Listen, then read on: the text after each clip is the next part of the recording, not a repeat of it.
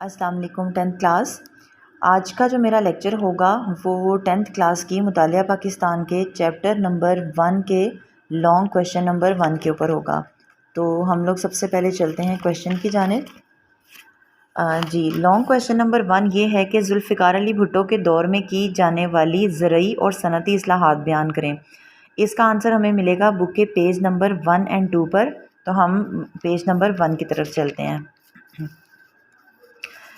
اس وقت میں بک کے پیج نمبر 1 پر ہوں اور جو میرے سامنے ایک ٹاپک آپ کو نظر آ رہا ہے وہ ہے ذوالفقار علی بھٹو کا دور حکومت 1971 سے 77 تک۔ پہلے تو آپ لوگوں نے یہ جو ڈیٹ لکھی ہوئی ہے اس ڈیٹ کو انڈر لائن کر لیں اور اس کے اوپر بھی MCQ لکھ لیں کہ آپ نے اس کا دور کب شروع ہوا کب تک گیا، یہ بھی آپ نے MCQ کے لیے تیار کرنا ہے۔ دوسرا، یہ جو آپ کو پیرا نظر آ رہا ہے اس پیرا کو آپ نے لانگ کویشچن نمبر 1 کا ایز آ تعارف لکھنا ہے، یعنی انٹروڈکشن دینا ہے لانگ کویشچن نمبر 1 کا، جس میں ہم ذوالفقار علی بھٹو کے متعلق کچھ چیزیں پڑھیں گے۔ تعارف کی ہیڈنگ کے ساتھ ہم اس کو شروع کریں گے۔ مشرقی پاکستان کی علیحدگی کے بعد جنرل یحییٰ خان نے 20 دسمبر 1971 کو پاکستان پیپلز پارٹی کے چیئرمین ذوالفقار علی بھٹو کو اقتدار منتقل کر دیا۔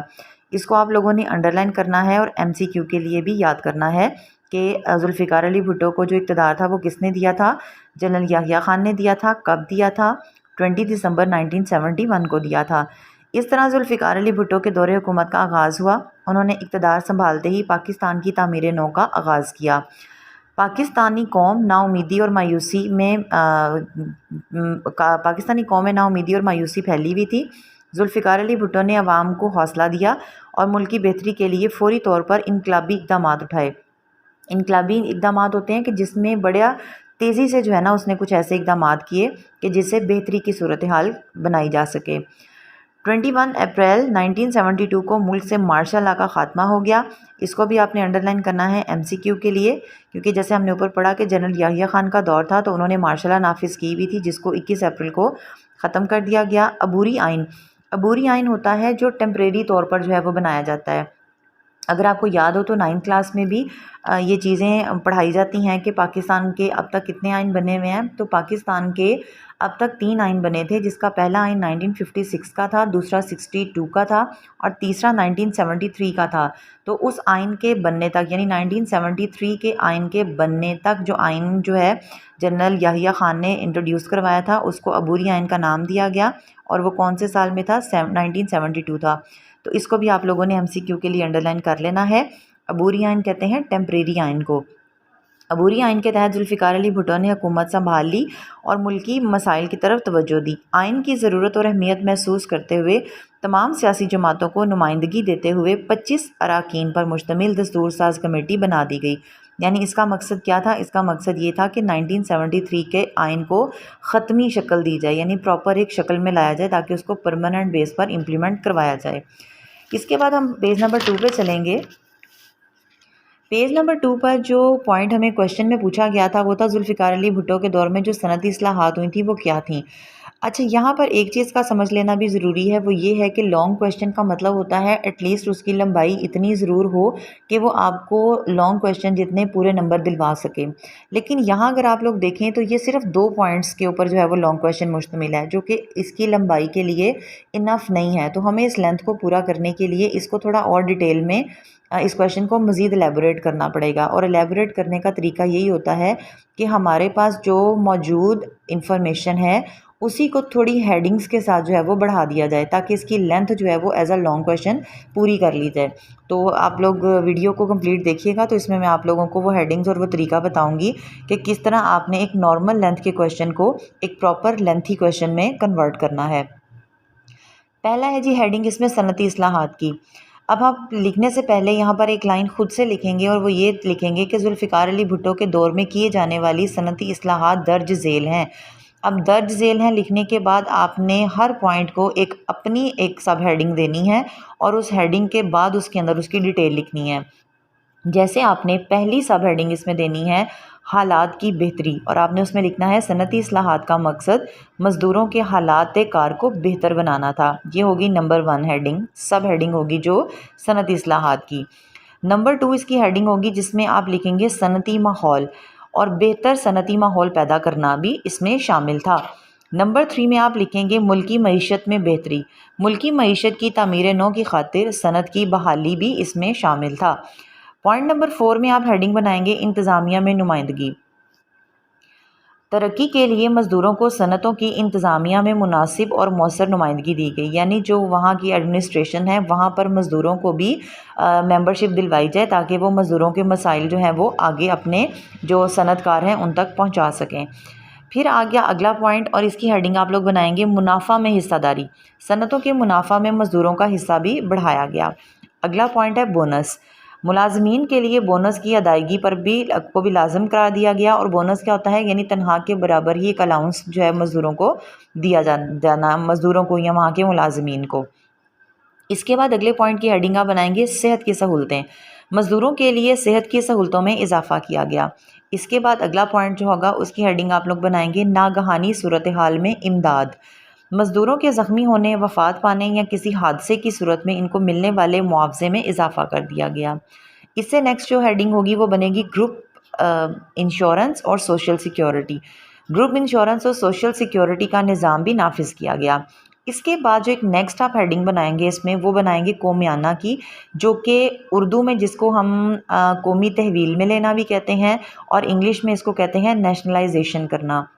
یعنی اس کا مطلب کیا ہے کہ کسی بھی پرائیویٹ ادارے کو جب گورنمنٹ اپنی تحویل میں لیتی ہے تو کہا جاتا ہے کہ یہ اس پرائیویٹ ادارے کا قومیانہ ہو گیا ہے، یا اس کو قومی تحویل میں لے لیا گیا ہے، یا گورنمنٹ نے اس پرائیویٹ ادارے کو نیشنلائز کر دیا ہے، یعنی اب یہ ایک عام شخص کی ملکیت نہیں ہے بلکہ یہ گورنمنٹ کی ملکیت بن گئی ہے۔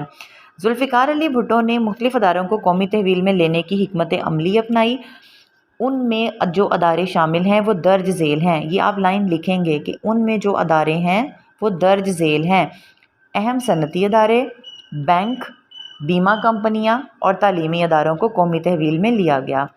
ملک کی تمام اہم صنعتوں، بینکوں اور انشورنس کمپنیوں کو بھی قومی تحویل میں لے لیا گیا۔ اب یہاں تک لکھنے کے بعد اب آپ ایک نئی ہیڈنگ بنائیں گے اور وہ ہیڈنگ ہوگی کہ قومیانہ کا مقصد کیا تھا، قومیانہ کا مقصد یعنی قومی تحویل میں لینے کا مقصد کیا تھا۔ اس حکمت عملی کا مقصد ملک کے مالیاتی معاملات پر کنٹرول حاصل کر کے اس کے فوائد عام آدمی تک پہنچانا تھا، یعنی obviously جب کوئی ادارہ کسی گورنمنٹ کی تحویل میں ہوگا تو گورنمنٹ اس سے جو فائدہ حاصل کرے گی، جو منافع لے گی، اس کا استعمال وہ عام شہریوں کے فلاح و بہبود کے اوپر خرچ کرے گی، جبکہ ایک عام جو ادارہ ہوگا یعنی جو پرائیویٹ ادارہ ہوگا وہ اپنے منافع کا استعمال اپنی ذاتی حد تک ہی کرے گا۔ تو ایک اس کا مقصد یہ تھا۔ اور اس کے بعد آپ نے ایک لائن اس میں ایڈ کرنی ہے، وہ ہے state life insurance corporation of Pakistan کا ادارہ قائم کیا گیا۔ یہاں یہ ایک MCQ بھی بنایا جا سکتا ہے اور پوچھا جا سکتا ہے کہ state life insurance corporation of Pakistan کس کے دور میں بنی تھی؟ تو یہ ذوالفقار علی بھٹو کے دور میں بنی تھی، تو یہ بھی ایک MCQ ہوگا۔ اس کے بعد جو اگلا پوائنٹ ہم نے لانگ کویسچن نمبر 1 میں ایڈ کرنا ہے وہ ہے زرعی اصلاحات، اور یہ ہے ذوالفقار علی بھٹو کے دور میں کیے جانے والی جو زرعی اصلاحات ہیں وہ کون کون سی ہیں۔ یہاں پر ہم اس کو شروع اس طرح سے کریں گے کہ ذوالفقار علی بھٹو نے 1 مارچ 1972 کو زرعی اصلاحات کا اعلان کیا۔ بہت امپورٹنٹ MCQ ہے، اس کو انڈرلائن کر لیجئے گا۔ اب اس کے آگے ہم ایک لائن خود سے لکھیں گے اور وہ یہ لکھیں گے کہ وہ زرعی اصلاحات درج ذیل ہیں، جیسے اوپر میں نے بتایا تھا نا کہ درج ذیل لکھ کر ہم نے خود اس کو الیبوریٹ کرنا ہے، تو اس میں بھی ہم ایز اٹ از ہی کریں گے۔ اس کے ذوالفقار علی بھٹو کے دور میں کی جانے والی زرعی اصلاحات درج ذیل ہیں، اس میں بھی ہم پوائنٹس بنائیں گے۔ نمبر 1 پوائنٹ کی ہیڈنگ ہوگی زرعی نظام کی بہتری، زرعی نظام کو بہتر بنا کر زراعت سے وابستہ افراد کی معاشی حالت کو بہتر بنانا۔ نمبر 2 پوائنٹ کی ہیڈنگ بنے گی پیداوار میں اضافہ، زرعی پیداوار میں اضافہ کرنا اور ملکی معیشت کی تعمیر نو کرنا۔ نمبر 3 پوائنٹ کی ہیڈنگ ہوگی زمین کی ملکیتی حد، یعنی زمین ایک شخص کے ملکیت میں کتنی رہے گی، یہ بھی قانون جو ہے اس وقت بنایا گیا کہ ایک شخص کتنی زمین کا مالک ہو سکتا ہے۔ زرعی زمین کی ملکیتی حد مقرر کی گئی جس میں 150 ایکڑ نہری جبکہ 300 ایکڑ بارانی مقرر کی گئی۔ اب یہ 2 طرح کی زمینیں ہوتی ہیں، نہری زمینیں وہ ہوتی ہیں جن کو سیراب کرنے کے لیے نہروں کا استعمال کیا جاتا ہے، نہروں کا پانی استعمال کیا جاتا ہے، جبکہ بارانی زمین وہ ہوتی ہے کہ جہاں پر پانی کا ذریعہ صرف بارش ہوتی ہے۔ تو اس کی جو حد ہے یہ 150 ایکڑ نہری اور 300 ایکڑ بارانی رکھی گئی، ان دونوں کو آپ نے MCQ کے لیے بھی تیار کرنا ہے۔ زرعی اصلاحات سے ملک کی زمین کی ملکیت کی حد درست کی گئی، اس مقررہ حد سے زیادہ اراضی ریاست کی ملکیت قرار دی گئی، یعنی ایک شخص کو اتنی زمین دینے کے بعد جو بچ جاتی تھی اس کی ملکیت میں زمین، وہ ریاست کی ملکیت تصور کی گئی۔ یہاں ہم اگلا پوائنٹ شروع کریں گے جس کی ہیڈنگ ہوگی مزارین کی بے دخلی پر روک تھام۔ مزارین کون ہوتے ہیں؟ جو زمینوں پر کام کرنے کے لیے زمینداروں نے لوگ آگے رکھے ہوتے ہیں۔ زمین سے مزارین کی بے دخلی کا سلسلہ بند کر دیا گیا۔ جاگیرداروں اور زمینداروں سے حاصل کردہ زمین بے زمین کاشتکاروں میں بلا معاوضہ تقسیم کر دی گئی، اور اس کی ہیڈنگ بنے گی بلا معاوضہ زمین کی تقسیم۔ تو یہاں تک ہمارا لانگ کویشچن نمبر 1 کمپلیٹ ہو گیا، اور آپ لوگوں نے یہ بھی سمجھ لیا کہ کس طرح سے ایک مناسب لینتھ والے کویشچن کو پراپر لینتھ میں ہم کس طرح چینج کر سکتے ہیں۔ تو یہ بھی آپ نے کرنا ہے، اور یہ جو بیچ میں ایک باکس کی انفارمیشن ہے یہ بڑی امپورٹنٹ ہوتی ہے، کیونکہ اس کو لے کر MCQ بھی آ سکتا ہے اور بورڈ میں ایز اے شارٹ کویشچن بھی آ سکتے ہیں۔ دولت مشترکہ ان ممالک کی تنظیم ہے جن پر تاج برطانیہ کہتے ہیں یونائٹڈ کنگڈم کو کی حکومت رہی۔ یہ تنظیم 1926 میں قائم ہوئی۔ یہ امپورٹنٹ MCQ ہے، انڈرلائن کر لیجئے گا کہ دولت مشترکہ کی جو تنظیم ہے وہ 1926 میں قائم ہوئی۔ پاکستان، بھارت اور بنگلہ دیش سمیت کئی ممالک اس کے رکن ہیں۔ تو یہ ایک ایڈیشنل انفارمیشن تھی جو کہ شارٹ کویشچن میں بھی پوچھی جا سکتی ہے کہ دولت مشترکہ کیا ہے، اس پر مختصر نوٹ لکھیں، یا MCQ بھی پوچھا جا سکتا ہے کہ دولت مشترکہ کب قائم کی گئی۔